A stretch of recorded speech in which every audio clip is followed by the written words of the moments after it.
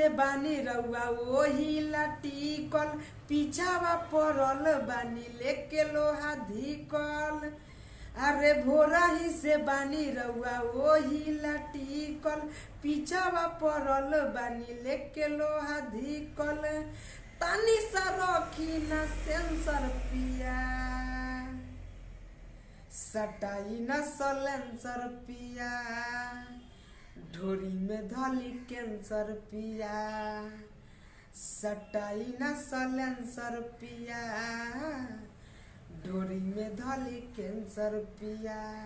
तो hey guys, आप सब कैसे हैं? उम्मीद करता हूँ कि आप सब बहुत अच्छे होंगे। तो गाइज, ये सॉन्ग अमित पटेल जी का सॉन्ग है, मतलब कि बहुत ही अच्छा मार्केट में बज रहा है। तो आज मैं इसी ट्रैक पे लिख कर ला जाऊँ आप सबके लिए फुल और फ्री सॉन्ग, ऑर्केस्ट्रा सॉन्ग। तो सॉन्ग स्टार्ट करने से पहले आप सबसे एक रिक्वेस्ट है कि हमारे चैनल पे नए होंगे तो हमारे चैनल को सब्सक्राइब कर लीजिएगा, ताकि जब भी मैं नए वीडियो डालूंगा तो सबसे पहले आप सबके पास पहुंचेगा। तो चलिए, देरी किस बात की, मुखरा स्टार्ट किया जाए। धइला से तोरा हमर दोनों बढ़ गइल, मारा तारा मजा अभी शादी नइखे भइल।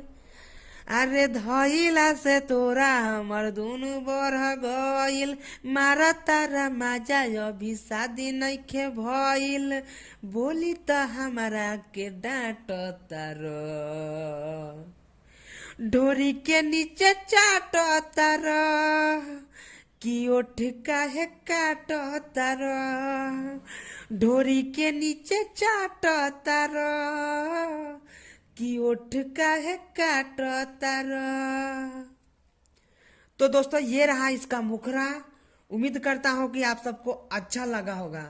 तो चलिए इसका अंतरा बताते हैं।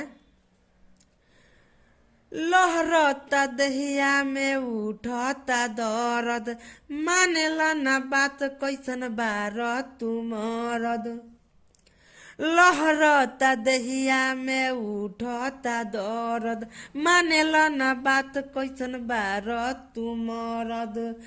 छाती से छाती काहे साट तारो, ढोरी के नीचे चाट तारो, कि ओठ काहे काट तारो, ढोरी के नीचे चाट तारो, कि ओठ काहे काट तारो। तो दोस्तों, ये रहा इसका अंतरा। तो चलिए इसका नाम अंतरा बताते हैं। शंभु समर हमर माने न बतिया, लागता डर हमर धरकता छतिया।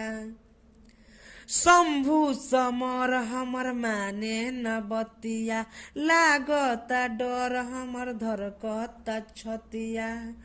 टुनटुन मुकेश काहे ना सतारो, कि ढोरी के नीचे चाट तारो, कि ओठ काहे काट तारो, ढोरी के नीचे चाट तारो, कि ओठ काहे काट तारो।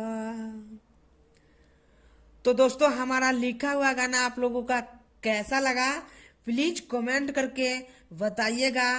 और वीडियो अच्छा लगे तो लाइक कर दीजिएगा। चैनल पे नए होंगे तो चैनल को सब्सक्राइब कर लीजिएगा और बेल आइकन को प्रेस कर लीजिएगा, ताकि कोई भी मैं नया वीडियो अपलोड करूंगा तो सबसे पहले आप सबके पास पहुंचेगा।